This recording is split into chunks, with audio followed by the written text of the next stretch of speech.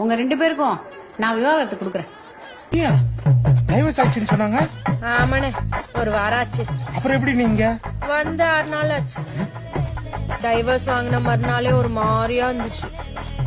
அழுகழுகையா வருது.